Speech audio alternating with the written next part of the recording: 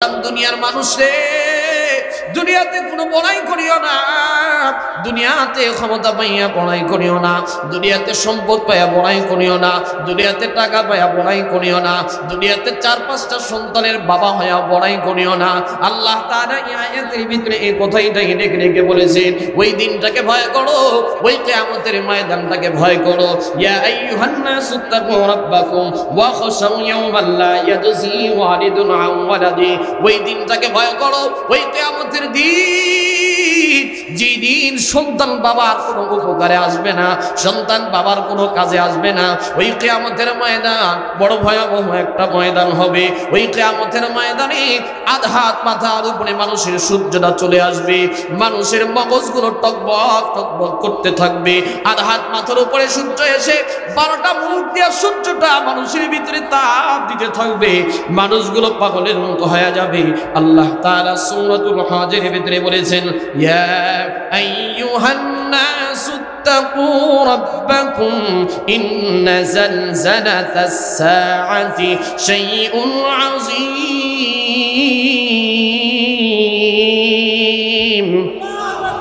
আল্লাহ তাআলা বলেন, ইয়া আইয়ুহান নাস।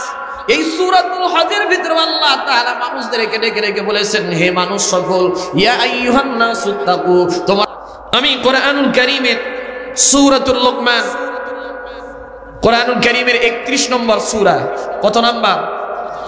31 নম্বর সূরা থেকে 2টা আয়াত তেলাওয়াত করেছি। কোরআনুল কারীমের এই সূরার ভিতরে 34টা আয়াত আছে। কতগুলো আয়াত বলেন? 34টা আয়াত রয়েছে, 4টা রুকু আছে। সূরাটা মক্কি জিন্দেগিতে আল্লাহ নবীর উপরে আল্লাহ তাআলা নাজিল করেছেন। কোরআনুল কারীমে সূরাগুলো 2 ভাগে বিভক্ত। কয় ভাগে? তাফসীরের মাহফিল যেহেতু, এই জন্য তাফসীর বোঝা, তাফসীর শোনার চেষ্টা করবেন। কোরআনুল কারীমের সূরা মক্কি এবং মাদানী। মাদানী সূরা আছে মোট 22টা। কতগুলা? 22টা। কোন মতান্তরে একটু 24টার কথাও আছে।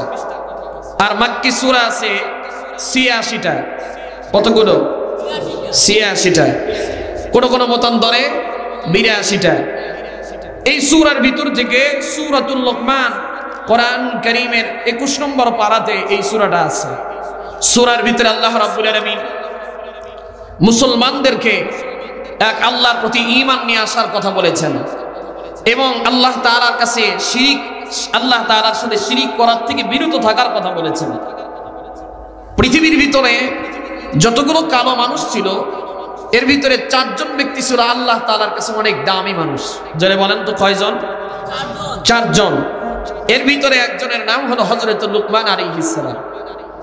মানুষটা বড় কালো এবং বেটে, কালো এবং কি বেটে ছিলেন, কিন্তু আল্লাহ তাআলা লুকমান আলাইহিস সালামকে অগাধ জ্ঞানের অধিকারী বানিয়ে দিয়েছিলেন। লুকমান আলাইহিস সালাম তার সন্তানকে সুন্দর সুন্দর কিছু উপদেশ দিয়েছেন। আল্লাহ তাআলা সেই উপদেশগুলোকে কোরআনুল কারীমের ভিতরে নোট করে দিয়েছেন। লুকমানের সেই আয়াতগুলোকে আল্লাহ তাআলা কোরআনুল কারীমের ভিতরে দিয়েছেন মানুষের উপদেশের জন্য, যাতে করে লুকমানের কথাটা কিয়ামত পর্যন্ত, লুকমান আলাইহিস সালাম পৃথিবী থেকে বিদায় নিয়ে চলে গেছে, কিন্তু লুকমানের কথা কিয়ামত পর্যন্ত উম্মতে মুহাম্মাদি পাঠ করতে থাকবে, কোরআনুল কারীমের ভিতরে আলোচনা করতে থাকবে। সুবহানাল্লাহ বলেন। লুকমান আলাইহিস সালাম নিজের সন্তানকে কয়েকটা উপদেশ দিয়েছিলেন, সেই উপদেশটাও আল্লাহ তাআলা কোরআনুল কারীমের ভিতরে বলে দিয়েছেন। 14 নম্বর আয়াত থেকে 13 নম্বর আয়াত থেকে লুকমানের কথা আল্লাহ তাআলা কোরআনুল কারীমের ভিতরে বলেছেন। সর্বশেষে আল্লাহ তাআলা কিয়ামত দিবসের কথা এই আয়াতের ভিতরে আলোচনা করেছেন, এই সূরার ভিতরে আলোচনা করেছেন। এই সূরার শেষের দিকে 35 নম্বর আয়াত এবং 34 নম্বর আয়াত এবং 33 নম্বর আয়াতে কারীম আমি তেলাওয়াত করেছি। এই 2টা আয়াতকে সামনে রেখেই আমি আমার আলোচনা করব। বাকি পুরো আলোচনা করতে গেলে অনেক সময় চলে যাবে, আমার মূল বিষয়টা আজকে বোঝানো সম্ভব হবে না। সময়ের সংক্ষিপ্ত পরিসরে আমি আপনাদের মাঝে এই 33 নম্বর আয়াত এবং 34 নম্বর আয়াত, 2টা আয়াত নিয়ে কিছু কথা বলার চেষ্টা করব। ওয়া তাওফীক ইল্লা বিল্লাহ। আসেন মূল আলোচনার দিকে যাই। আল্লাহ তাআলা কোরআনুল কারীমের ভিতরে এই 34 নম্বর আয়াতের ভিতরে আল্লাহ তাআলা কি বলেন দেখেন। আল্লাহ রাব্বুল আলামিন বলতেছেন, ইয়া আইয়ুহান নাসু তাকু রাব্বাকুম ইয়া আইয়ুহান নাস ইত্তাকু রাব্বাকুম واخشوا يوما لا يجزي والد عن ولده আল্লাহ তাআলা পৃথিবীর মানুষগুলোকে ডেকে ডেকে বলেছেন ইয়া আইয়ুহান নাস শব্দ বলেছেন। মাক্কি সূরার অন্যতম একটা বৈশিষ্ট্য হলো মানুষদেরকে ইয়া আইয়ুহান নাস বলে ডাকা। আর মাদানী সূরার অন্যতম একটা বৈশিষ্ট্য হলো আল্লাহ তাআলা ঈমানদার বলে বলে রেখেছেন। যেমন আল্লাহ তাআলা বলেছেন ইয়া আইয়ুহাল্লাযীনা আমানু, হে ঈমানদারেরা, হে ঈমানদারেরা, হে ঈমানদারেরা, ইয়া আইয়ুহাল্লাযীনা আমানুত্তাকুল্লাহ, হে ঈমানদারেরা তোমরা আমি আল্লাহকে ভয় করো। কিন্তু মাক্কি সূরার ভিতরে আল্লাহ তাআলা সমস্ত মানুষদেরকে ডেকে ডেকে বলেছেন, কারণ ওই সময় পর্যন্ত মক্কার সবগুলো কাফির বেদীনগুলো ঈমান আনে, তখনও পর্যন্ত ঈমান আনে নাই, যার কারণে আল্লাহ তাআলা মানুষদের কথাগুলো বলেছেন। আল্লাহ রাব্বুল আলামিন বলেন ইয়া আইয়ুহান নাস, হে দুনিয়ার মানুষ, রাব্বাকুম তোমরা তোমাদের রবকে ভয় করো, ইত্তাকু রাব্বাকুম তোমরা তোমাদের ওই রবকে ভয় করো যেই রব তোমাদেরকে দুনিয়ার ভিতরে প্রেরণ করেছেন, যেই রব তোমাদেরকে জীবন দিয়েছেন, হায়াত দিয়েছেন, মওত দিয়েছেন, তিনি হলেন কি? আওয়াজ হয় না, আর একটু জোরে বলেন কি? আমাদের যিনি বানাইছেন তিনি হলেন কি? আল্লাহ তাআলা কোরআনুল কারীমের ভিতরে সূরাতুল মুলকের ভিতরে বলেন তাবারাকাল্লাযী বিয়াদিহিল মুলকু ওয়া হুয়া আলা কুল্লি শাইইন কাদির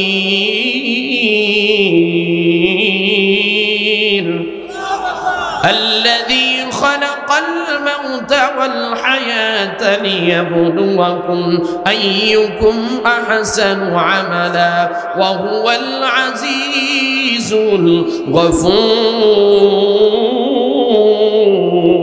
الغفور الله تعالى বলেন বান্দারে আমি আল্লাহ তাআলা দুনিয়ার সব কিছুর রাজত্বের মালিক।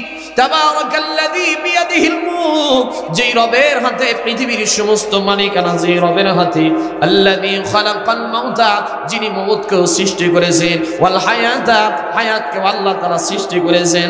আল্লাহ তাআলা এখানে মওতের কথা কেন বললেন, কেন আগে আল্লাহ তাআলা মওতের কথা বললেন?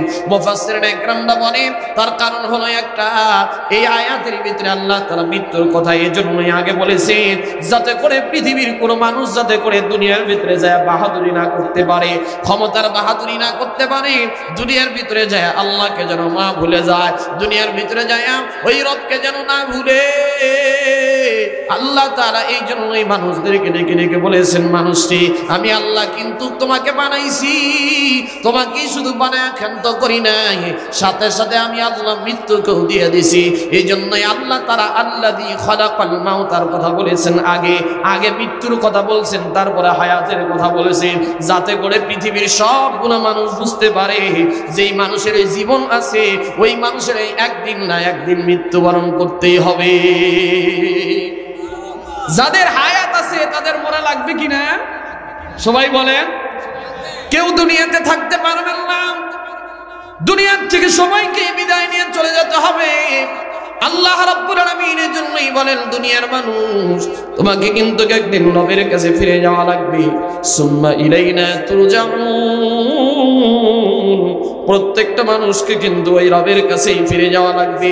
দুনিয়াতে যত কিছুই করো না কেন তোমাকে একদিন না একদিন মৃত্যু নামক জিনিসটা কিন্তু ধরে ফেলবে। আল্লাহ তাআলা সূরাতুল আনকাবুতের 57 নম্বর আয়াতের ভিতরে বলেন কুল্লু নাফসিন যায়িকাতুল মাউত।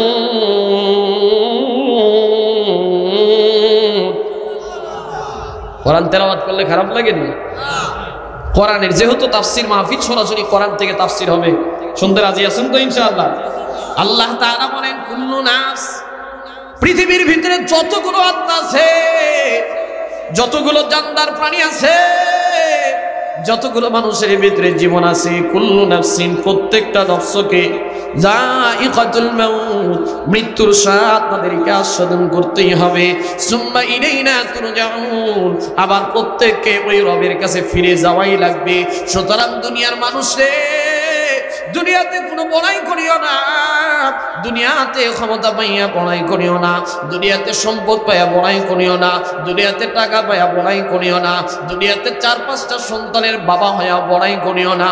আল্লাহ তাআলা এই আয়াতের ভিতরে এই কথাটাই ডেকে ডেকে বলেছেন, ওই দিনটাকে ভয় করো, ওই কিয়ামতের ময়দানটাকে ভয় করো।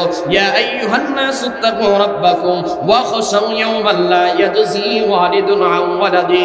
ওই দিনটাকে ভয় করো, ওই কিয়ামতের দিন, যেদিন সন্তান বাবার কোনো উপকারে আসবে না, সন্তান বাবার কোনো কাজে আসবে না।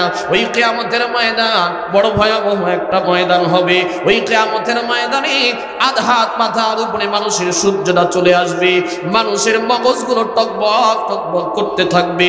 আধাত মাথার উপরে সূর্য এসে 12টা মুখ দিয়ে সূর্যটা মানুষের ভিতরে তাপ দিতে থাকবে, মানুষগুলো পাগলের মতো হয়ে যাবে।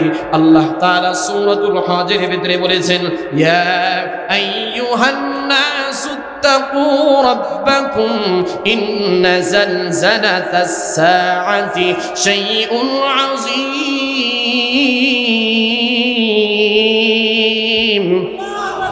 আল্লাহ তাআলা বলেন, ইয়া আইয়ুহান নাস। এই সূরাতুল হজের ভিতরে আল্লাহ তাআলা মানুষদেরকে ডেকে ডেকে বলেছেন, হে মানুষ সকল, ইয়া আইয়ুহান নাসু তাকু, তোমরা ওই রবকে ভয় করো, ইন্না রাব্বাকুম, কারণ নিশ্চয়ই তোমাদের রব, তোমাদের ওই রবকে ভয় করা লাগবে। কারণ কি? কারণ কি? ওই কিয়ামতের ময়দানে তোমাদের সবাইকে ওই রবের সামনে দাঁড়ায়া যাইতে হবে। ইন্না জালজালাতাস সাআতি শাইউন আযীম। ওই কিয়ামতের ময়দানটা বড় ভয়াবহ হবে। একটা মানুষ কোনোদিন একটা সন্তান বাবার পরিচয় দিবে না, বাবাও তার সন্তানকে পরিচয় দিবে না।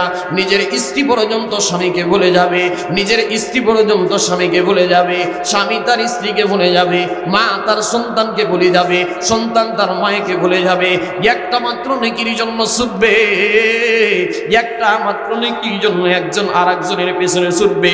ওই দিনই একটা মাত্র নেকিও কেউ দিবে না রে মুসলমান।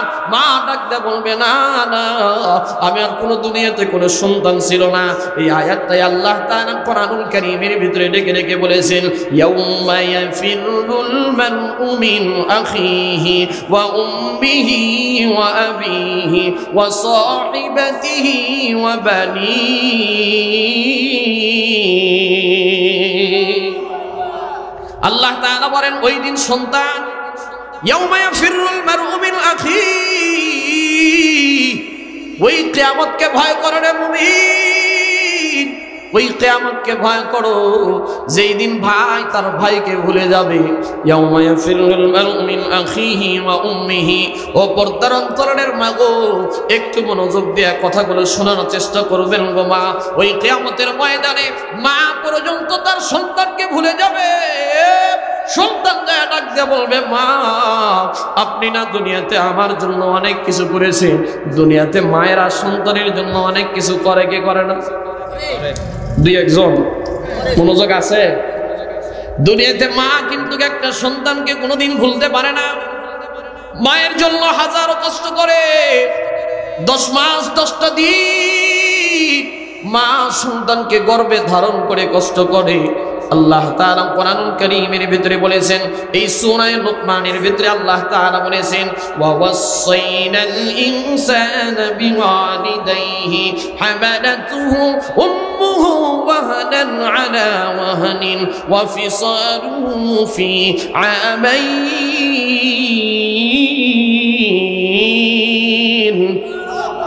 আল্লাহ তাআলা বলেন, দুনিয়ার মানুষ, ওই মা বাবার প্রতি ইহসান করো, ওই মা বাবাদের প্রতি সদাচরণ করো। কারণ ওই মা বাবা তোমার জন্য হামালাতুহু উম্মুহু ওয়াহানান আলা ওয়াহানিন, কষ্টের পরে কষ্ট সহ্য করে। ওই মা 10 মাস 10টা দিন তোমার গর্ভে ধারণ করে। ওই মা প্রসব বেদনা তোমার জন্য সহ্য করে। ওই মা তোমার দুধের দুধ খাওয়ায়া, বুকের দুধ খাওয়ায়া খাওয়ায়া বড় করে। 2টা 2.5টা বছর তোমার এই কলিজার টুকরা সন্তানদের দুধ পান করায়া করায়া বড় করে, একটা সন্তান যদি দুনিয়াতে কষ্ট পায়, একটা সন্তান যদি দুনিয়াতে কষ্ট থাকে, মা কোনোদিন ভালো থাকতে পারে না। সন্তান যদি বিদেশের বাড়িতে কষ্ট পায়, সন্তান যদি বিদেশের বাড়িতে কষ্টে থাকে, সবার আগে কিন্তু মায়ের দিলটা বড় কাঁদে। সবার আগে মা বুঝতে পারে আমার সন্তানটা বড় কষ্ট আছে। বিদেশের বাড়িতে থাকলেও অনেক সময় বিদেশ থেকে সন্তান অনেক কিছু নিয়ে আসে, কিন্তু মা কিন্তু কোনো কিছু চায় না। স্ত্রী বিদেশের বাড়ি থেকে আসার পরে স্ত্রী চাইবে আমার জন্য স্বামী কি আনছে, বাবা চাইবে আমার সন্তান চাইবে আমার বাবা আমার জন্য কি নিয়ে আসছে। মেয়ে চাইবে যে আমার বাবা 10 বছর 15 বছর বিদেশে থাকলো, আমার জন্য বাবা কি গিফট নিয়ে আসছে, কি আইটেম নিয়ে আসছে। কিন্তু মা আর বাবা কিন্তু কোনোদিন প্রবাসী সন্তানের কাছে কিছুই চায় না। মা শুধুমাত্র তাকায়া তাকায়া দেখে যে আমার সন্তানটা 10 বছর পরে বিদেশের বাড়ি থেকে এসেছে। সন্তানকে ডাক দিয়ে বলে, বাবারে বিদেশের বাড়িতে কতই না কষ্ট করেছিস, বিদেশের বাড়িতে না বুঝি কত না খায়া বুঝি অনেক কাজ করেছিস। ওই সন্তানের জন্য মায়ের দিলটা বড় কাঁদে। মা বারবার সন্তানের চেহারার দিকে তাকায়া তাকায়া কিন্তু বলে, বাবা আগে তুমি ফ্রেশ হয়ে আসো, আগে তোমার জন্য খানা বাইরে দিতেছি, খানাটা খাইবা, ওই প্লেটে এসে খানা খাও। মা কোনোদিন কিন্তু সন্তান কি নিয়ে আসছে এইটা দেখে, জোরে বলেন দেখে। বাবাও কিন্তু দেখে না। ওই মা এত সন্তানের জন্য কষ্ট করে। ওই কিয়ামতের ময়দানে আল্লাহ তাআলা মায়ের কথাও কেন বলেছেন যে ইয়াউমা ইয়াফিরুল মারউ মিন আখিহি ওয়া উম্মিহি, মা পর্যন্ত কিয়ামতের ময়দানে সন্তানকে ভুলে যাবে। ওয়া সাহিবাতিহি ওয়া আবিহি ওয়া সাহিবাতিহি ওয়া বানিহি, বাবা পর্যন্ত সন্তানের কথা ভুলে যাবে। অথচ এই বাবা সন্তানের জন্য কত কষ্ট করেছে জানেন? মাথার ঘাম পায়ে ফালায়া ফালায়া সন্তানকে মানুষ করার জন্য বাবা মাটির ভিতরে কাজ করেছে। কথা বলেন ঠিক কিনা? একটা সন্তানকে মানুষ করার জন্য প্রতিনিয়ত ফজরের নামাজের পরে বাবা অন্যের বাড়িতে কাজ করে, রিক্সা চালায়, বাবা জমিনের ভিতরে কাজ করে, বাবা আমলুর জমিতে কাজ করে, বাবা ধানের জমিতে কাজ করে, প্রচন্ড রোদের ভিতরে জ্যৈষ্ঠ মাসের দিনের ভিতরে বাবা ধান কাটে, বাবার পুরো শরীরটা ঘামে জর্জরিত হয়ে যায়, বাবার মাথা থেকে পা পরিমাণ ঘাম পড়ে, তারপরেও বাবা কিন্তু বিচলিত হয় না। কারণ এই বাবার একটাই বড় তীরের তামান্না যে আমার সন্তানকে আমি মানুষ করব। আল্লাহ তাআলা বলেন ওই কিয়ামতের ময়দানে ওই বাবা পর্যন্ত সন্তানকে ভুলে যাবে, ডাক দিয়ে বলবে, যা যা সুকান দূর হয়ে যা, আমার তো দুনিয়াতে কোনো সন্তান ছিল না।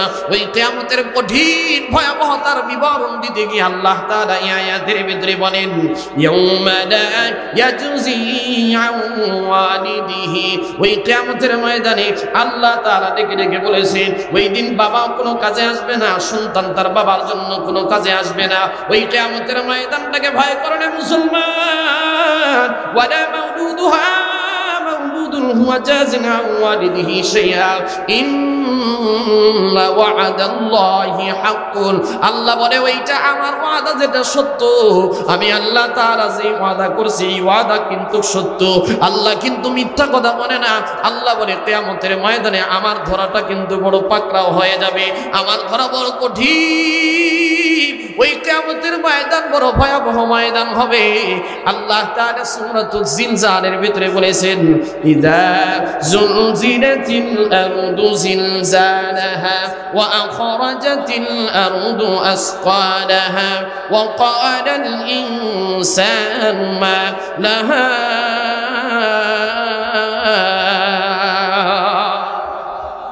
ওই কিয়ামতের বিবরণ দিতে গিয়ে আল্লাহ তাআলা বলেন, ইযা যুলজিলাতিল আরদু জিলজালাহা, যেদিন কিয়ামত শুরু হয়ে যাবে জমিনগুলো প্রকম্পিত হয়ে যাবে, জালজালা শুরু হয়ে যাবে।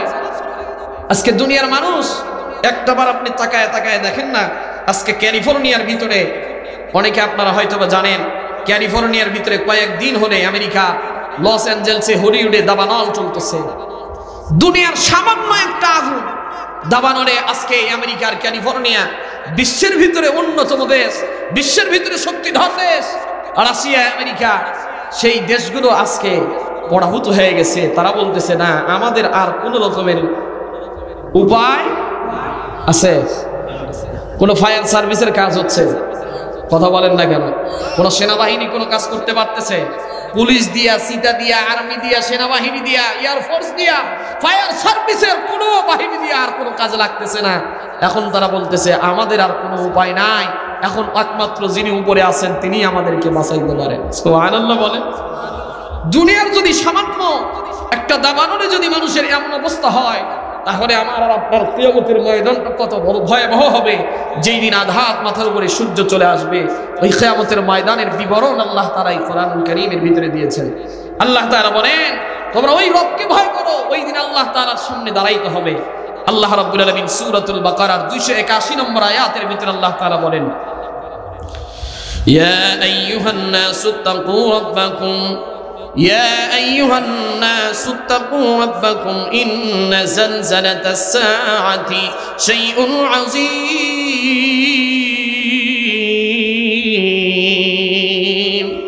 আল্লাহ তাআলা সূরাতুল হজের ভিতরে বলেন যে হে দুনিয়ার মানুষ, তোমরা ওই রবকে ভয় করো, ওই কিয়ামতের দিনকে ভয় করো। দিন যেই দিনটা হবে বড় মহাময় দিন, বিরাট আকারের দিন হবে।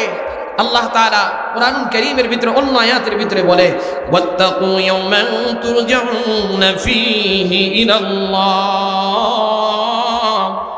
ওয়াত্তাকু ইয়াওমান তুরজাউনা ফীহি ইলাল্লাহ।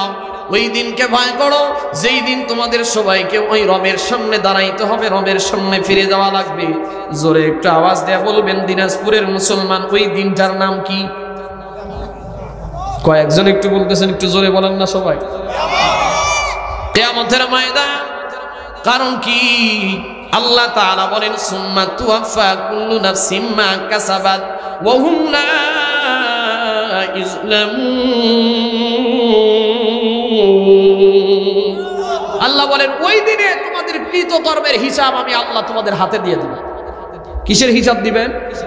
কিয়ামতের ময়দানে আমরা যা কামাই করছি, আল্লাহ তাআলা দুনিয়া থেকে যা কামাই করে নিয়ে আসছি, যতটুকু নেক কাজ করছি, যতটুকু অন্যায় কাজ করেছি, সবগুলো পুঙ্খানুপুঙ্খানুভাবে আল্লাহ তাআলা হিসাব দিবেন। কোন দিন? সবাই বলেন কোন দিন? কিয়ামতের ময়দানে আল্লাহ তাআলা হিসাব দিবেন। ওই দিন একটা মানুষ রবের সামনে দাঁড়ায় কোনো কথা বলার সাহস পাবে না। প্রত্যেকটা মানুষ তাকায়া তাকায়া দেখবে। যারা মুজরিমিন হবে, গুনাহগার বান্দা হবে, সেই দিন গুনাহগার মানুষগুলো কাঁপতে শুরু করবে, কাঁপাকাঁপি শুরু করে দিবে। যখন আল্লাহ তাআলা মানুষের সামনে আমল নামাগুলো খুলে দিবে, ফেরেশতাদেরকে বলবে তাদের আমল নামাগুলো দাও।